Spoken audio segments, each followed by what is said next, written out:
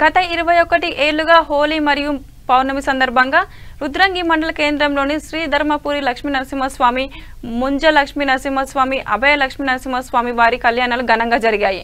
వెములవాడ నియోజకవర్గ Congress party incharge ఆది Srinivas, ZPTC గట్ల మీనయ్య, ఎంపీపీ స్వరూపరాణి, సర్పంచ్ ప్రబలత మరియు ప్రజాప్రతినిధులు, నాయకులు స్వామివారిని దర్శించుకొని ప్రత్యేక పూజలు నిర్వహించారు. ఈ సందర్భంగా వారు మాట్లాడుతూ రుద్రంగి ప్రజలకు హోలీ పండుగ శుభాకాంక్షలు తెలియజేశారు. రానున్న రోజుల్లో ప్రజలు సుఖ సంతోషాలతో జీవించాలని కోరుకున్నట్లు తెలిపారు. జాతర సందర్భంగా భక్తులకు అన్నదానం ఏర్పాటు చేశారు.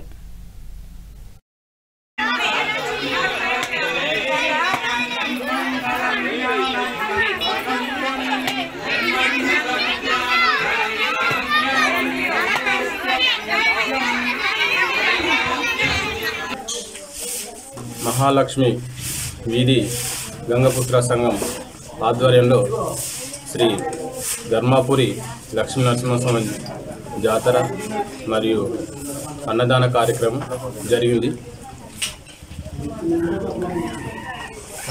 కళ్యాణం జాతర అత్యంత వైభవంగా జరిగింది.